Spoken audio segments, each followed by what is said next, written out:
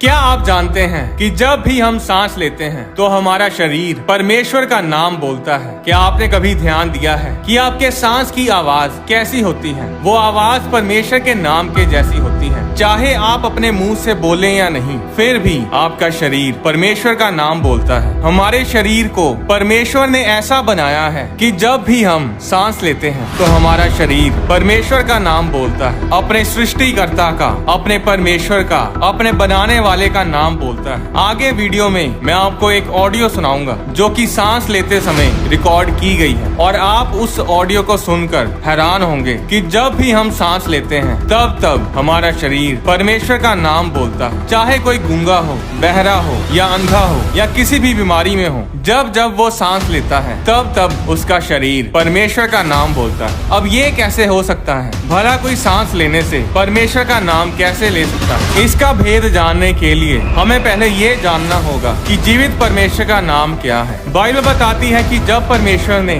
जलती झाड़ी में से मूसा को दर्शन दिया और मूसा को चुना कि वो इजरायली लोगों को फिरौन की गुलामी से छुड़ा ले आए, तो निर्गमन अध्याय 3 उसकी 13 आयत में मूसा ने परमेश्वर से कहा, जब मैं इजरायलियों के पास जाकर उनसे ये कहूँ कि तुम्हारे पितरों के परमेश्वर ने मुझे तुम्हारे पास भेजा है, तब यदि वे मुझसे पूछें कि उसका नाम क्या है, तब मैं उनको क्या बताऊं। 14 आयत में इस दुनिया के जीवित परमेश्वर ने मूसा से कहा, मैं जो हूँ सो हूँ, I am that I am। फिर उसने कहा, यानी परमेश्वर ने कहा, तू इजरायलियों से ये कहना कि जिसका नाम मैं हूँ है, उसी ने मुझे तुम्हारे पास भेजा है। 15 आयत में लिखा, फिर परमेश्वर ने मूसा से ये भी कहा कि तू इजरायलियों से ये कहना कि तुम्हारे पितरों का परमेश्वर अर्थात अब्राहम का परमेश्वर, इजहाक का परमेश्वर और याकूब का परमेश्वर यहोवा, उसी ने मुझको तुम्हारे पास भेजा है। देख, सदा तक मेरा नाम यही रहेगा और पीढ़ी पीढ़ी में मेरा स्मरण इसी से हुआ करेगा। यहोवा शब्द इब्रानी भाषा के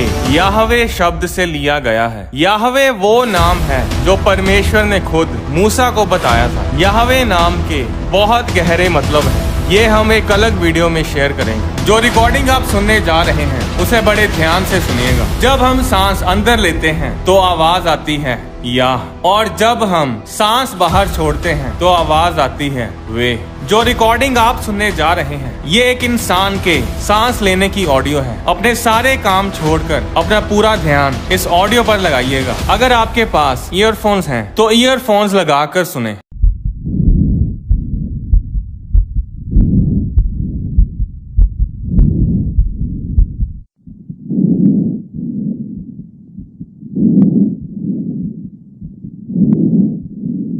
हर सांस जो हम लेते हैं वो इस बात का सबूत है कि परमेश्वर है। कितनी अद्भुत बात है कि जब एक बच्चा पैदा होता है तो वो सबसे पहले परमेश्वर का नाम बोलता है। जब वो पहली सांस लेता है तो वो बोलता है याहवे।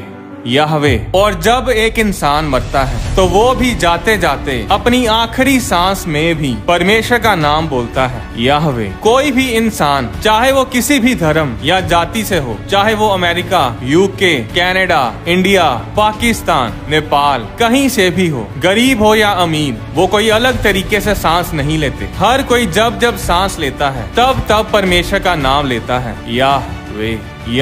अब क्या परमेश्वर का नाम लेने से अपने आप को रोक पाओगे? एक नास्तिक भी परमेश्वर का नाम लेता है जब वो सांस लेता है। आप परमेश्वर से भागकर कहीं नहीं जा सकते। बाइबल बताती है कि हर एक चीज परमेश्वर ने बनाई है, परमेश्वर के बिना कोई चीज नहीं बनी। यूहन्ना अध्याय 1 उसकी 3 आयत में लिखा, सब कुछ उसी के द्वारा उत्पन्न हुआ और जो कुछ उत्पन्न हुआ है उसमें से कोई भी वस्तु उसके बिना उत्पन्न नहीं हुई। अय्यूब अध्याय 12 उसकी 7 से 10 आयत में लिखा, पशुओं से तो पूछ और वे तुझे दिखाएंगे और आकाश के पक्षियों से और वे तुझे बता देंगे। पृथ्वी पर ध्यान दे, तब उससे तुझे शिक्षा मिलेगी और समुद्र की मछलियां भी तुझसे वर्णन करेंगी। कौन इन बातों को नहीं जानता कि यहोवा ही ने अपने हाथ से इस संसार को बनाया है। उसके हाथ में एक एक जीवधारी की सांस और एक एक देहधारी मनुष्य की आत्मा भी रहती है। भजन संहिता अध्याय 19 उसकी 1 आयत में लिखा, आकाश परमेश्वर की महिमा करता है और आकाश मंडल उसकी हस्त कला को प्रकट करता है। उत्पत्ति अध्याय 2 की 7 आयत में लिखा, और यहोवा परमेश्वर ने आदम को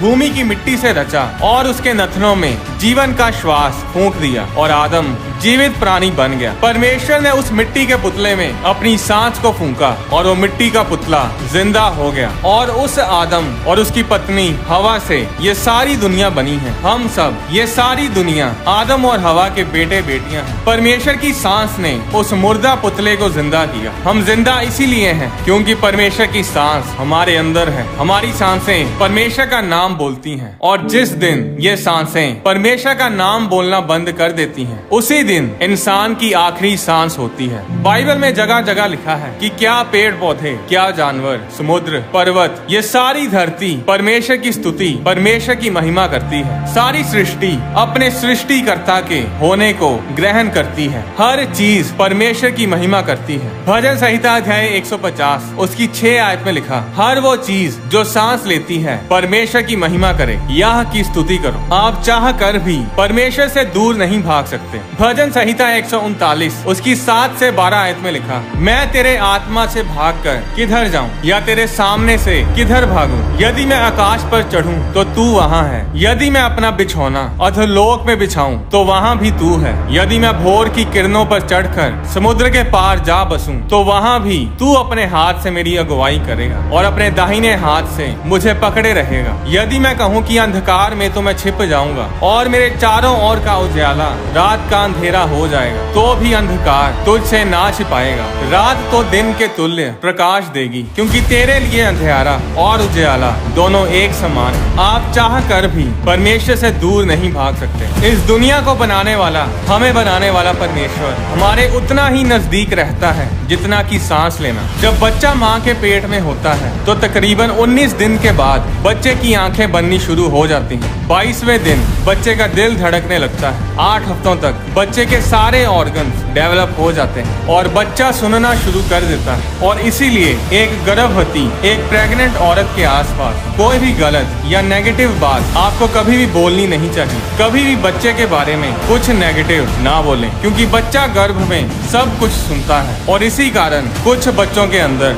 गर्भ ही में दुष्ट आत्मा दाखिल हो जाती है। इसके बारे में मैं एक अलग वीडियो में बताऊंगा। अब 9वें 10वें हफ्ते में बच्चे के दांत बनने शुरू हो जाते हैं। 3रे महीने में बच्चे के फिंगरप्रिंट्स दिखने शुरू हो जाते हैं। 5वें 6वें महीने में माँ बच्चे को हिलता हुआ महसूस कर सकती है। भजन संहिता अध्याय 39 उसकी 13 से 17 आयत में लिखा, मेरे मन का स्वामी तो तू है, तूने मुझे माता के गर्भ में रचा। मैं तेरा धन्यवाद करूंगा इसलिए कि मैं भयानक और अद्भुत रीति से रचा गया। तेरे काम तो आश्चर्य के हैं और मैं इसे भली भांति जानता हूँ। जब मैं गुप्त में बनाया जाता और पृथ्वी के नीचे स्थानों में रचा जाता था, तब मेरी हड्डियां तुझसे छिपी ना थी। तेरी आंखों ने मेरे बेडोल तत्व को देखा और मेरे सब अंग जो दिन दिन बनते जाते थे, वे रचे जाने से पहले तेरी पुस्तक में लिखे हुए थे। मेरे लिए तो हे परमेश्वर तेरे विचार क्या ही बहुमूल्य हैं, उनकी संख्या का जोड़ कैसा बड़ा है। बाइबल बताती है कि परमेश्वर हमें गर्भ में रचता है और बाइबल ये भी बताती है कि दिन प्रतिदिन हमारे अंग बनते जाते हैं। बच्चे में आत्मा तभी प्रवेश करती है जब बच्चा गर्भ में कंसीव होता है और इसीलिए अबॉर्शन करना पाप है। अबॉर्शन एक मर्डर है। मायने नहीं करता कि आप किस धर्म, किस जाति से हैं। हर एक जन को परमेश्वर ने उसकी माता के गर्भ में उसे रचा है। ये शरीर परमेश्वर की महिमा के लिए हमें दिया गया है। मरने के बाद कोई दोबारा जन्म नहीं होगा। ये जीवन हमें एक ही बार मिलता है। मरने के बाद या तो इंसान स्वर्ग जाता है या फिर नरक। इसके अलावा कोई और जगह नहीं। आप कोई अच्छे काम करके इंसान नहीं बने। आप जितने मर्जी अच्छे बन जाएं, जितने मर्जी धर्मी बन जाएं, फिर भी आप परमेश्वर के सामने धर्मी नहीं बन सकते। बाइबल बताती है कोई भी धर्मी नहीं, सब ने पाप किया है। मनुष्य जितना मर्जी अच्छे काम कर ले, जितने मर्जी दान दे दे, वो सब काम आपको परमेश्वर के सामने धर्मी नहीं बना सकते। आपके काम आपको मुक्ति, साल्वेशन, उद्धार नहीं दिला सकते। आप जितनी मर्जी लंबी लंबी यात्रा कर लें, जितने मर्जी पहाड़ों पर घूम आए, मुक्ति सिर्फ विश्वास से मिलती है और वो विश्वास यीशु मसीह पर करके ही हम धर्मी बनते हैं। हमें साल्वेशन मिलती है। अगर आप मुक्ति, साल्वेशन पाना चाहते हैं तो आपको यीशु मसीह को अपना उद्धारकर्ता ग्रहण करना होगा। आपको यीशु मसीह पर विश्वास करना होगा। अगर आप यीशु मसीह को अपना उद्धारकर्ता ग्रहण करना चाहते हैं तो ये प्रार्थना मेरे पीछे बोले, प्रभु यीशु मसीह, मैं अपने गुनाहों को मानता हूँ कि मैंने पाप किए हैं और मैं आपसे माफी मांगता हूँ। मैं विश्वास करता हूँ कि आपने मेरे लिए अपनी जान क्रूस पर दी और तीसरे दिन मुर्दों में से जी उठे। मैं आपके उद्धार के तोहफे को, आपके साल्वेशन के गिफ्ट को स्वीकार करता हूँ। मैं अपने पापों से तौबा करता हूँ और अपनी पुरानी पाप वाली जिंदगी से मुंह मोड़ता हूँ। प्रभु यीशु मसीह, आप मेरे दिल में आए। मैं आपको अपना उद्धार करता, अपना सेवियर ग्रहण करता हूँ। आमीन। आने वाली वीडियोस में मैं आपको बताऊंगा